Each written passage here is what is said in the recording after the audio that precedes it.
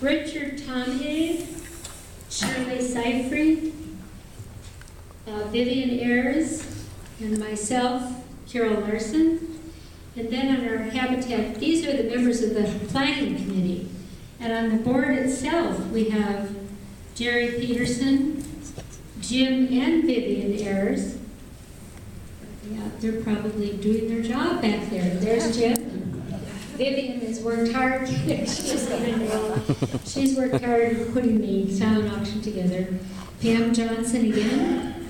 Richard Tomhave, Dave McRoberts, and myself. So, you know, all of us are very grateful for you coming tonight because it helps us put together the dollars for our next project. So thank all of you.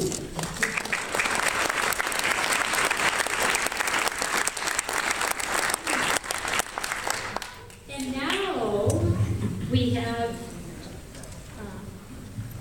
I think I'm live. We do have a skit in place, and I think the fellow that wandered through here before was probably part of that. So just enjoy these visitors. Everybody stay calm.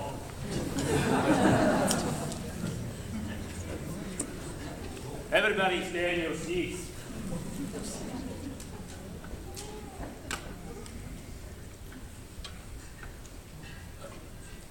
Sarah Connor, bring in the resistance. Everybody in! Everybody in! Resistance! In! Everybody stay calm. Everybody stay in your seats. Jess, knock out the security system. Hit the lights. Everybody down. Be calm. Time is crucial. We are here to educate you. You must listen to what Miss Sarah and John Connor have to say. Time is crucial. You must hear them now. Like I said, we've come from the future. We're here to save you from a future that you can't even begin to imagine. We're here to save you from the humanitarians. My name is Sarah Connor. Together with my son John and our protector, we are the leaders of the resistance. We don't have much time, so you must listen, and you must listen closely. In a few minutes, you're going to see a hologram, and it has been created from actual activities that have happened in the past and in the future. Now, many of these events, they have already been set in motion. They have started in your day and in your time. And many of these people, you have already begun to know. And some of these people are going to make a drastic impact in your life and change your future. Some of these events have happened, and we can't stop them, but we can stop it from getting worse. Yes. If we act now. Michelle, are you ready? Run the first hologram. Many years ago, in these United States, you had a president who was a large supporter and actively worked for a corporation called Habitat for Humanity. This president's name was Jimmy Carter. He was a huge catalyst in making the Habitat for Humanity known throughout the world. Thank you so much. I appreciate everything. It is truly my honor and privilege to be here on behalf of Habitat for Humanity as a volunteer. This year, 2010, marks the 27th year that Rosalind and I have spent our vacations working on homes throughout the world and in the United States. We understand that what Habitat does here will impact the United States for the rest of the time. We impact families. What we do for them changes their lives, therefore changing the course of history. I'm just so humbled to be just a small part of this world-changing organization. Ugh, they started out as humble people, but this organization has grown and grown and is growing even as we speak. That's right. They've already touched 40 million homes in 80 countries. Every year, 30,000 people are sucked into this organization. Jimmy Carter admitted it. What he did change the future for the world. But it's not too late to stop the humanitarians. There are people that you all need to look out for. very room, there's a man by the name of Craig Molstead.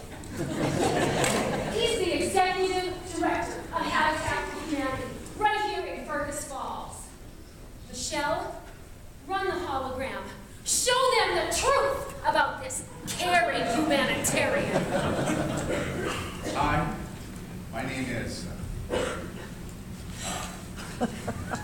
is Craig Molstead. I'm the executive director of Habitat for Humanity, and we're here to ask for money. If for some reason you don't have any money, we'll take your time. You can volunteer, and if you can't volunteer, maybe you've got something that we want. like maybe you're going to redo that guest bathroom, and you've got a spare toilet. I mean, you can only sit on one at a time. But actually, I really don't want any spare toilets. Although the copper going into the toilet. But I mean, you've got kitchen cabinets. We like kitchen cabinets. Some people call them cupboards. Either way, if they're on the curb, open them up. Habitat for Humanity. It's Habitat. Did I mention we have tile? Yeah, we have tile. We always have tile. We go out, we harvest these materials, and we make them available at free or low cost to people. And I always tell people, no reasonable offer reviews. They make me an unreasonable offer because it's cold, and I just something to do. But I mentioned the tile. Okay, I got to mention the tile. But it's called Habitat for Humanity, and that's why a lot of times we don't build garages, because it's Habitat for Humanity. It's not Habitat for automobiles. I mean, we normally don't do garages. This time, yeah, we are doing a garage this time. This kind of exception. And then we would build garages more often. We would build them out of tile.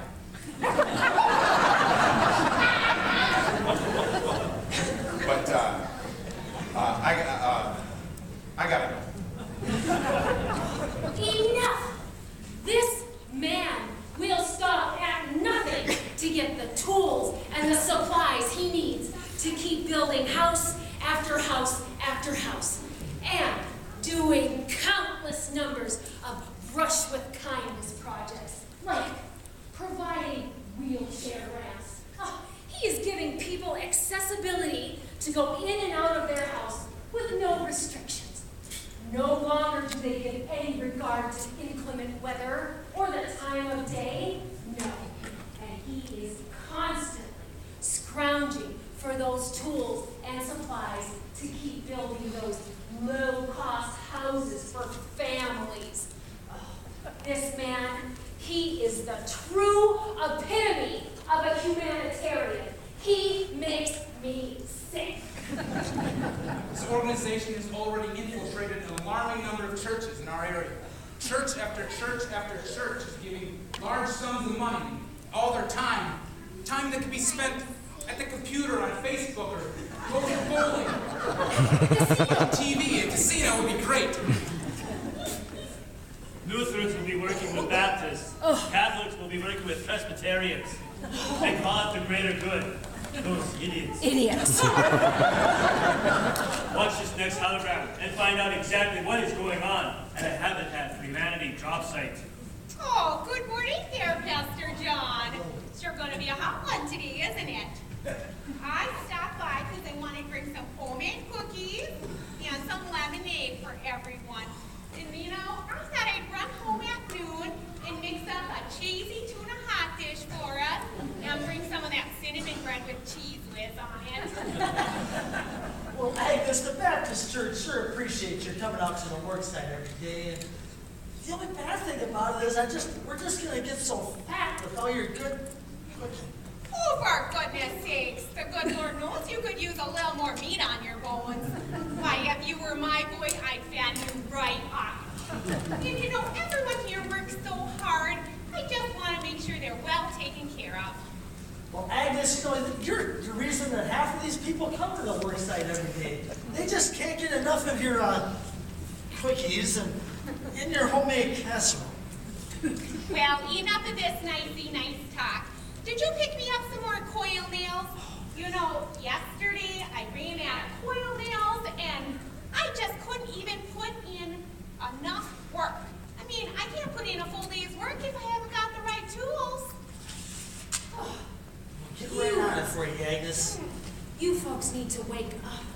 and see this woman for who she really is. See, handing you cholesterol in the shape of a donut.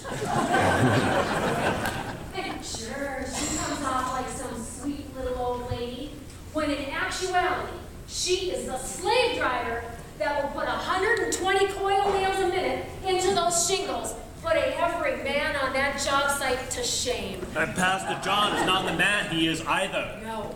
Sure, every day he thanks Miss Agnes nicey like for her cheesy hot dish and her cinnamon toast with cheese whiz. But the cheese is actually the enemy of that lactose intolerant man. Every day, she brings cheese-laden hot dish to keep this man in his torturous surroundings. And with every thank you, he lies. He lies. Michelle, show us another hologram of another man on the job site who, again, is not what he seems to be.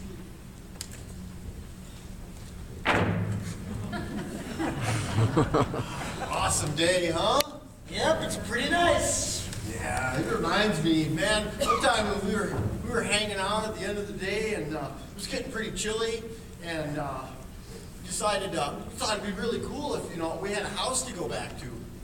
I didn't back then. I mean, didn't have the money or time or all that junk you need to, build a house, but this is pretty cool. I still had a van and, it started to rain, so we just got our blankets out and crawled under the van. Crawled under the van. Well, yeah, it was like raining and stuff. We didn't want to get wet. Why didn't you sleep in the van? 8 guys in a van? 8 guys in a van? No. 8 guys under the van. Which is fine when you're out in California, because, we're like California dudes.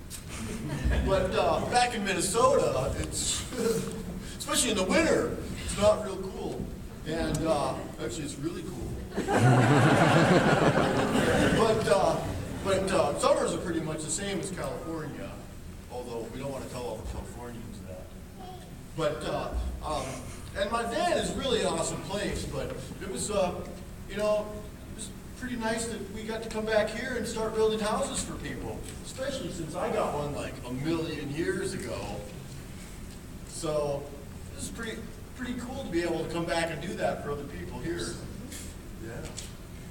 So, what did I come down here for? Oh yeah.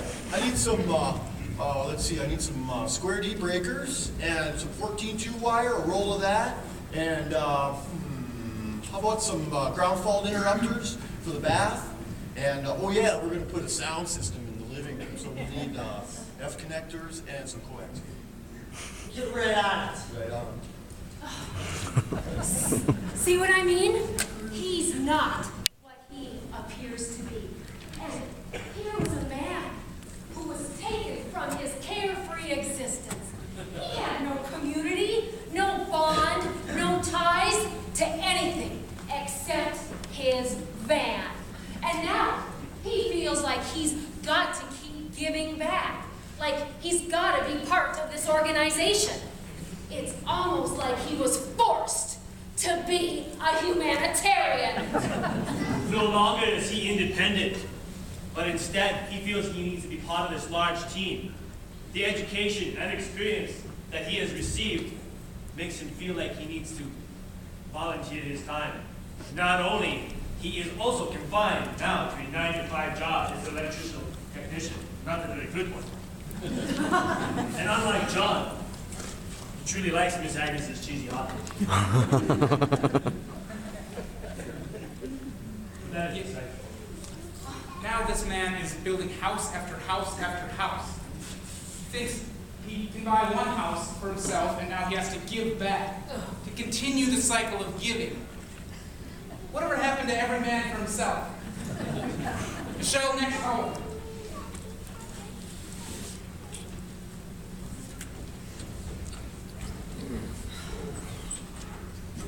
We're going to be fine. Everything's fine. We're okay. The house, all that stuff, it could be replaced. Would you cut the crap? That's the stuff people say when they're being interviewed by the 6 o'clock news. This is real. Our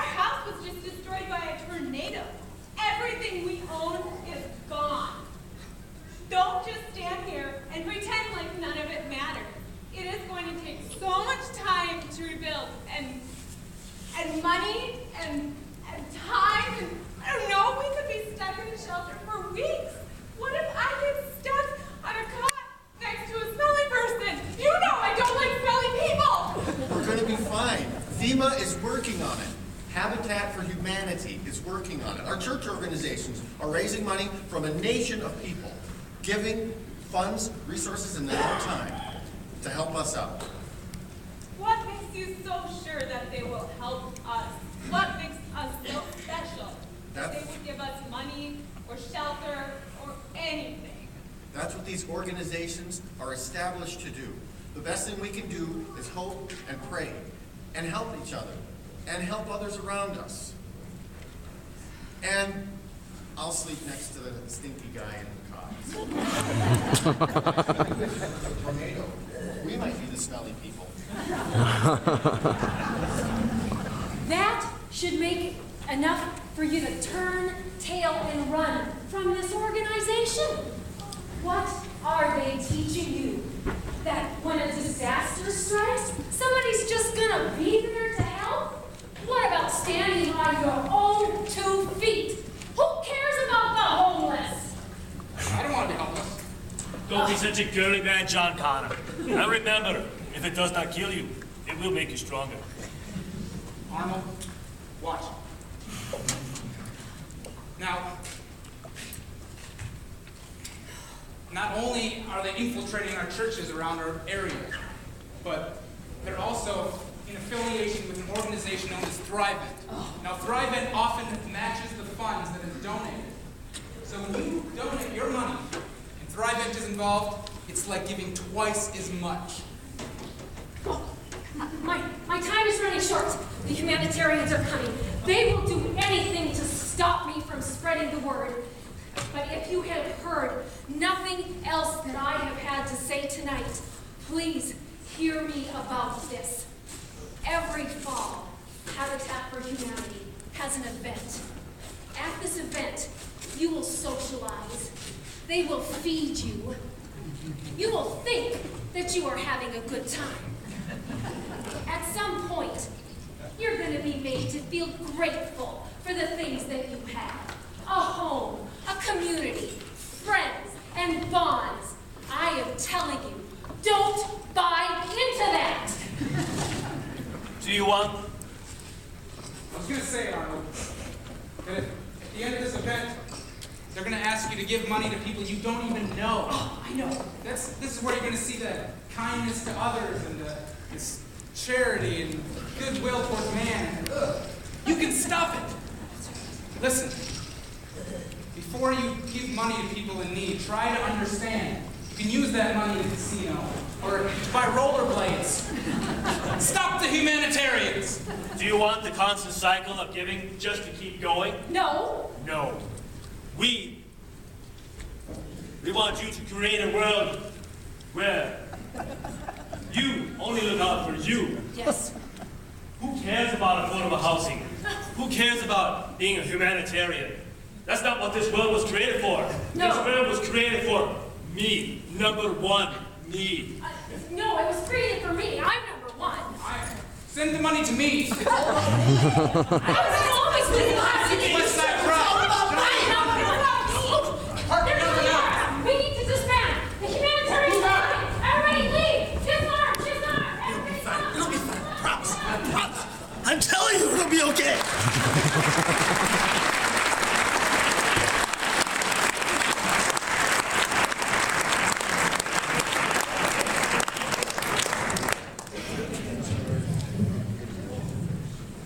Wow.